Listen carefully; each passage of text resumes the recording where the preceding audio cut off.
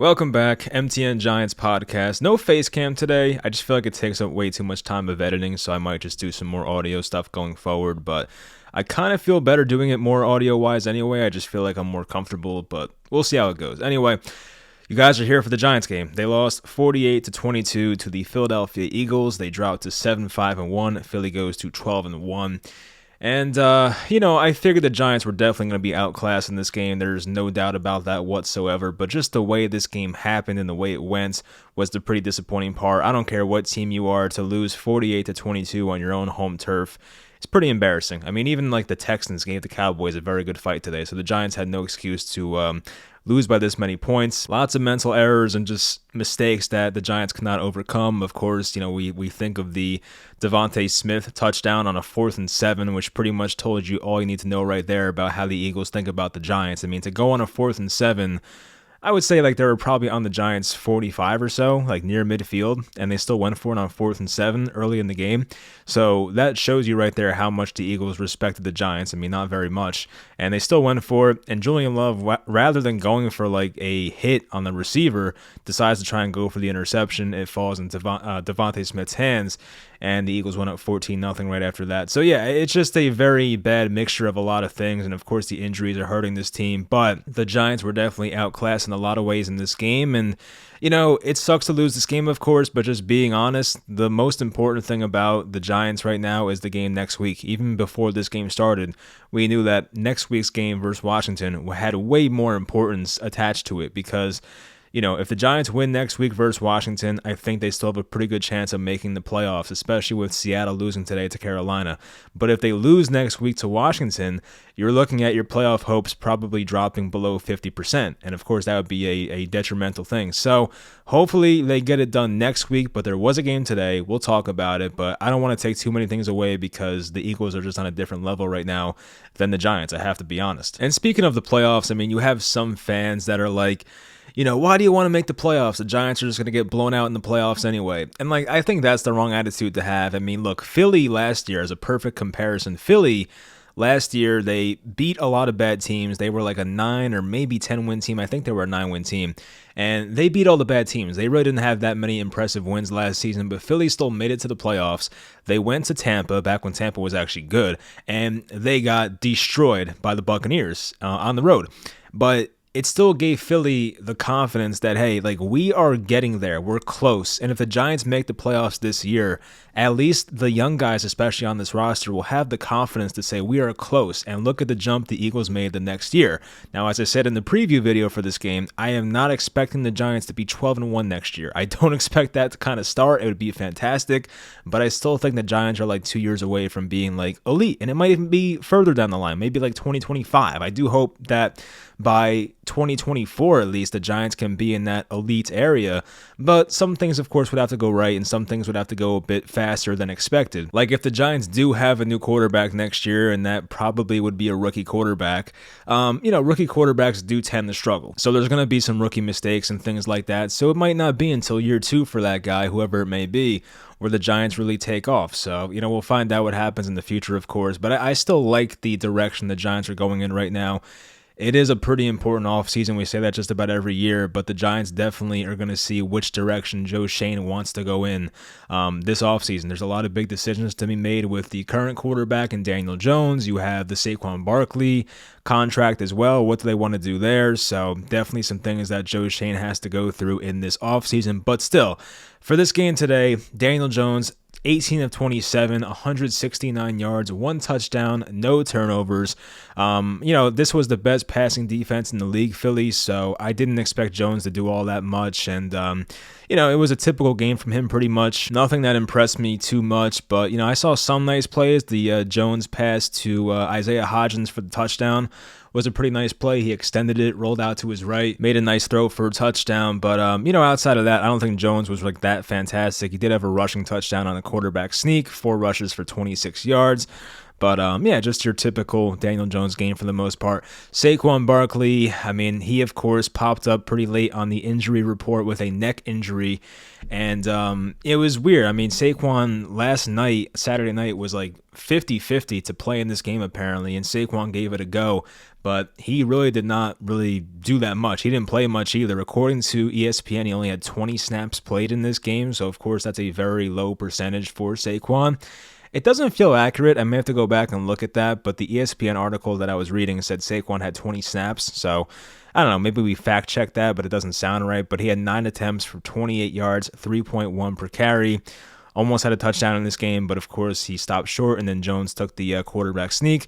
Richie James is like garbage time Jesus. Another garbage time touchdown, 7 receptions, 61 yards, 1 touchdown. Of course, that came in like the last minute of the game, and that was when Tyrod Taylor was in, so it doesn't really make that much of a difference. But if you for some reason had Richie James in your fantasy lineup, I mean, good for you. Darius Slayton didn't do that much today. He had that one long catch in the, I think, third quarter, and didn't really do much outside of that. I mean, he was pretty quiet for the most part. Slayton, during his career, has had pretty successful games versus Philadelphia, so this was one where we were hoping that Darius Slayton would show up, but we didn't really see that many, even targets for Slayton in this game. The Eagles had 7 sacks, and it got rough. It really did. I mean, from the first drive of the game, I mean, Andrew Thomas, he got beat off the edge by Josh Sweat, and then Evan Neal, the next play, basically got spun around by Hassan Reddick, and then he sacked Daniel Jones as well. So the Giants' first drive had 2 sacks, and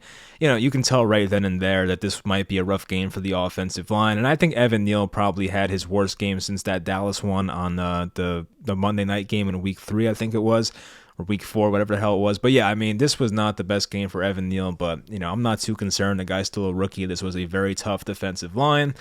Stuff happens. It is what it is. Daniel Bellinger left the game with a rib injury. He tried to come back, and I think he played a bit, but he eventually had to leave, and Nick Vannett came in. Didn't do that much, but I know Nick Vannett used to be a Seahawk, so at least I knew who that guy was. But there's some guys out there every week for the Giants where you're like, who the hell is this guy? But yeah, at least Nick Vannett's a familiar name.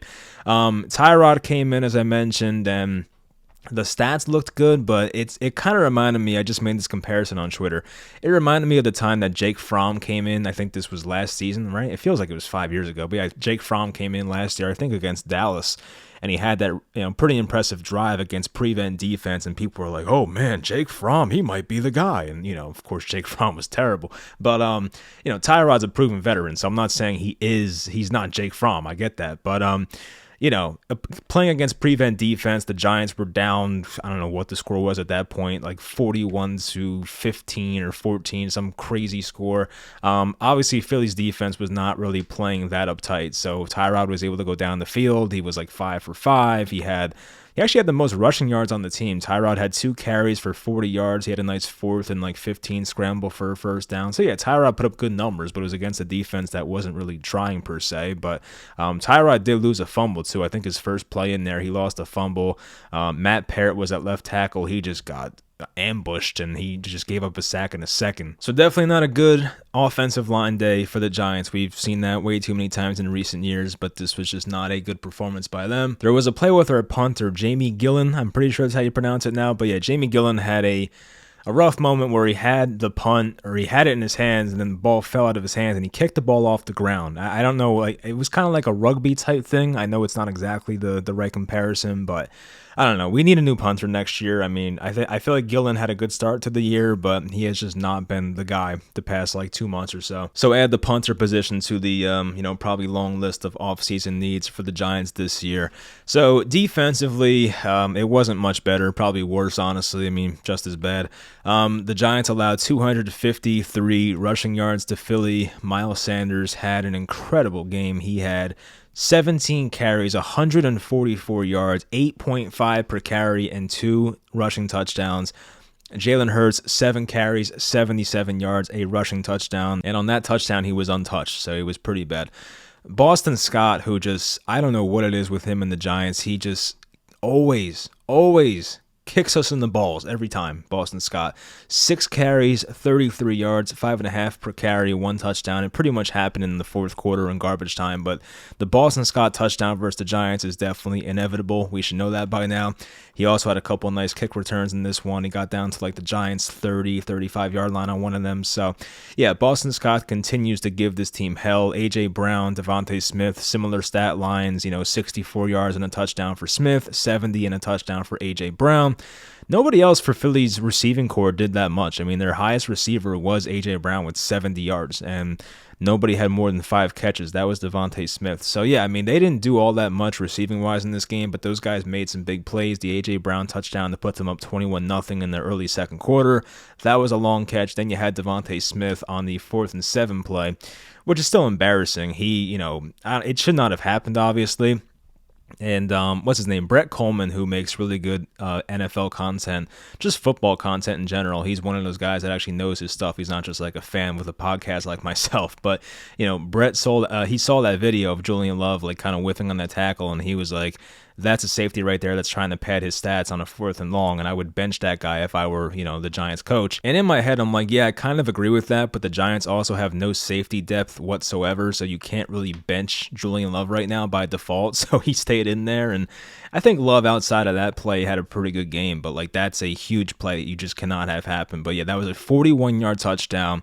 They were on the Giants' 41-yard line going for it on 4th and 7. I mean, I know Sirianni definitely will gamble and go for it more than most coaches would, but that was pretty embarrassing. The A.J. Brown touchdown was a 33-yarder. It was a 1st and 10. So, yeah, just like the typical Giants crap that you see on defense lately. It's not been good. I guess there was a positive moment in this game where, like a little before halftime, 3 minutes to go, the Giants blocked a punt. It was actually Ellerson Smith, who you don't see you don't see much from Ellerson Smith. He was like a 4th-round pick a couple years back. This was during the Gettleman and Judge regime, but it's nice to see that blocked punt there. And then the Giants, they got the ball. Actually, Philly's punter almost made a great play. Like, he recovered his punt, basically, and almost ran for the first down from, I forget how far it was. It was like 17 yards, 14 yards out from the first down marker. And he was very close to getting it. But the Giants got the ball back in pretty good field position. Isaiah Hodgins had that touchdown, and it gave the Giants some life. It made it a 21-7 game. So the Giants around halftime, they had some life, but of course Philly came out in the second half and they're like, we can do whatever we want offensively, and you guys are not going to stop it. And that's pretty much how the game went. And that's what sucks. I mean, Philly literally could have played this game at half speed. They probably still would have won the game. The talent discrepancy out here is just so much different. And I heard Jihad Ward's interview after the game in the locker room, and he was talking about, hey, this is December football. It just comes down to who wants it more.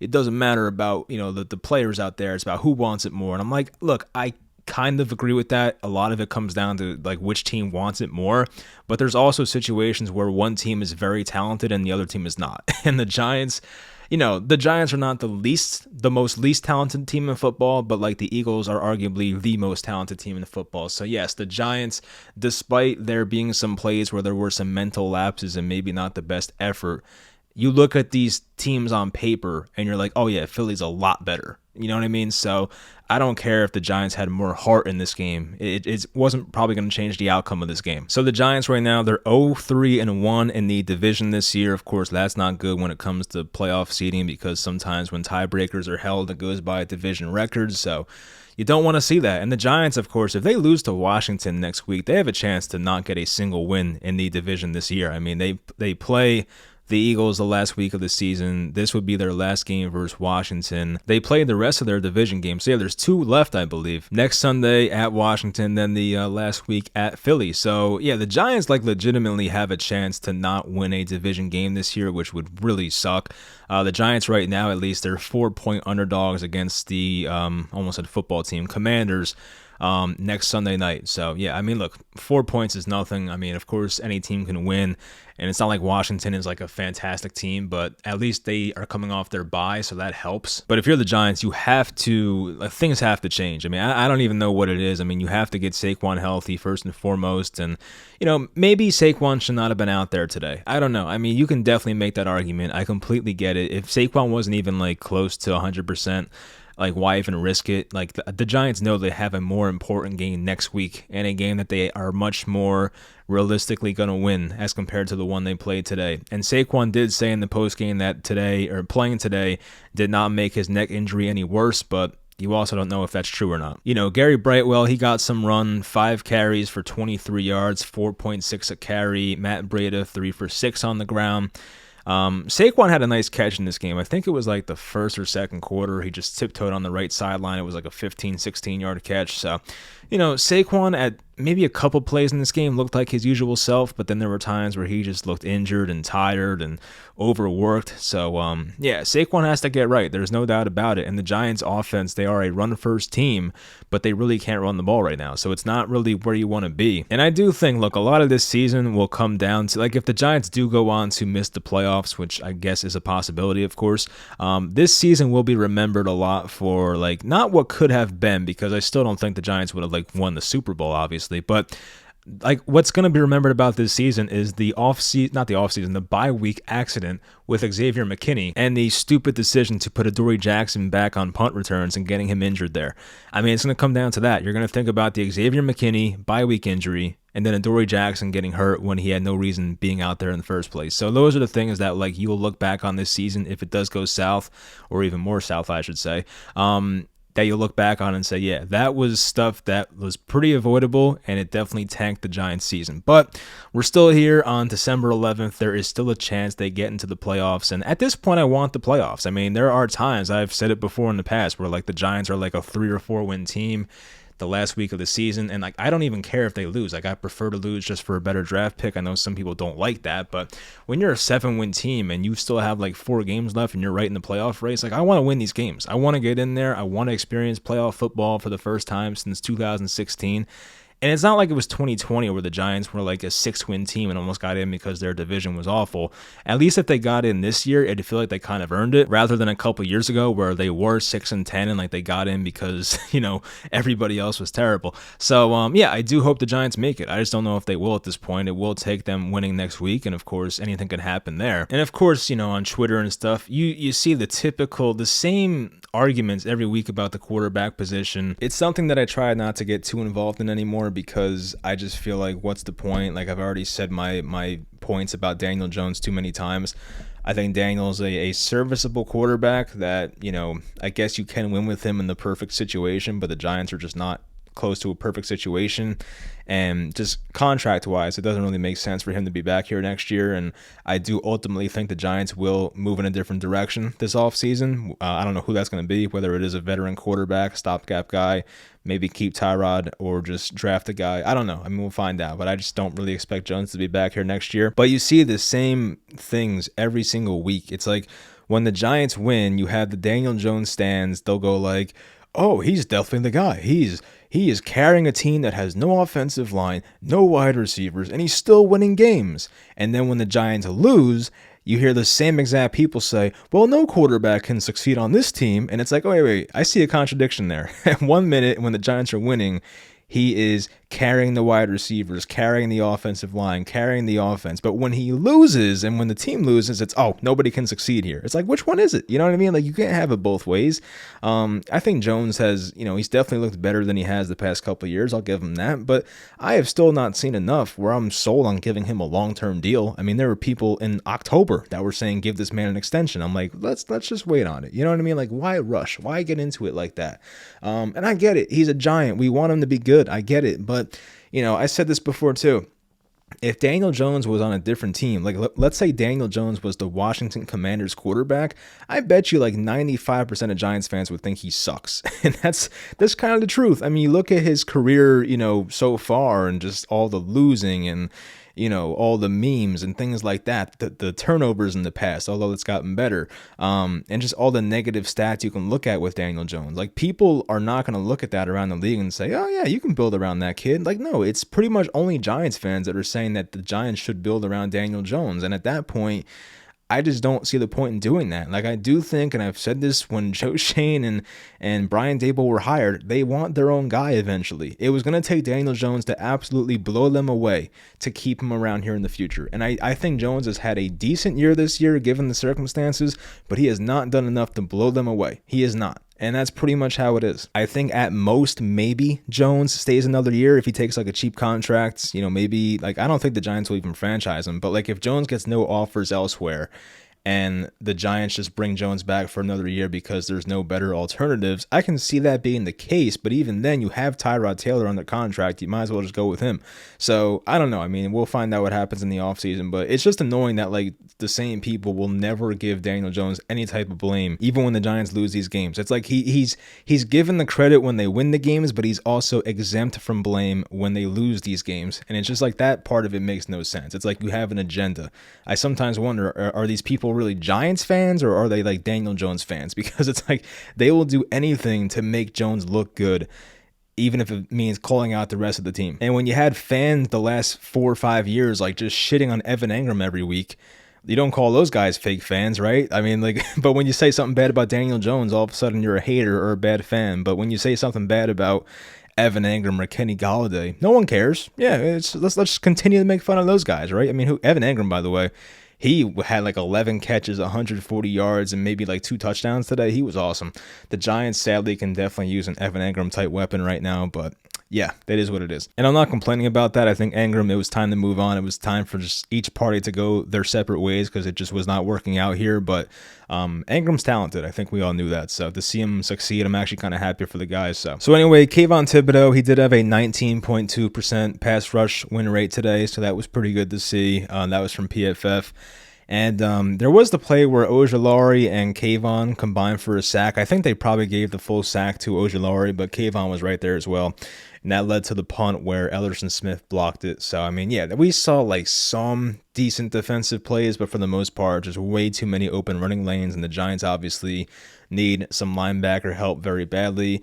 Not having Leonard Williams did not help today. And I feel like this is one of the rare games this year where Dexter Lawrence was not a difference maker. So when he's not out there being like the most dominant guy on the field, the Giants defense obviously does not look nearly as good. So yeah, it sucks, and you hate to see your team get embarrassed like this, but that's just kind of the state that the Giants are in right now. They're not a team that was supposed to be competing with a team that's considered the best team in football right now with the Philadelphia Eagles, and it is what it is. I wish they competed more because getting blown out like this is pretty embarrassing, but, this team, as I said, they're still a year or two away. I'm not freaking out about this. It's about trusting the process, not to, make it sound like the Philadelphia 76ers, but there is a process here. There's a plan, and Joe Shane will have to execute that the next couple of years, but as for this year with the whole, cap space restrictions and things like that, having to cut James Bradbury for no reason and a team like Philly getting to pick him up, those type of things have to happen because of what Dave Gettleman's done to this team. And I don't mean to bring his name up, but that's kind of the way it is right now. So, all right, so that's going to do it. Next Giants video probably will be the preview for the Washington game, which I'll try to get out by either Thursday or Friday. Probably the biggest game of the year. So I'm excited for it. Of course, last game ended in a tie, so that's like, it just leaves like a sour taste in your mouth. Like you want to see who actually is going to win this game. So as long as there's no tie again, we'll get to find that out. So yeah, if the Giants win next week, I think we're in a pretty good spot. If they lose next week, then it might start, it might be time to think about, vacation plans in January if you're the players. But I don't know, we'll find out what happens. I mean, if the Seahawks continue to lose and things like that, the Giants might be in a better spot. Actually, before I get out of here, I do want to find out, but I did save a tweet before. I think Giants Daily tweeted about the upcoming schedules for the teams that the Giants are kind of in contention with here for the last wild card spots. So the Commanders, who are the 6th seed, they face the Giants, they face the Niners, they face the Browns, and they face Dallas. I mean, they have a chance to go like 1-3. That's a tough schedule right there. If they beat the Giants and beat Cleveland, I can see them going 2-2. But if the Giants lose anyway, it doesn't really matter. The Giants, they face Washington, Minnesota, Indy, Philly. So those are some tough games. The Giants might go either 1-3, 2-2. I could see 0-4, of course, but 3-1 or 4-0 seems pretty out of reach for the Giants, but you never know. Seahawks, they get the Niners, the Chiefs, the Jets, the Rams. The Seahawks have a tough schedule. I think the Seahawks might have the toughest one remaining. San Fran with Purdy at quarterback. They looked deadly today, even against Tom Brady. They looked awesome.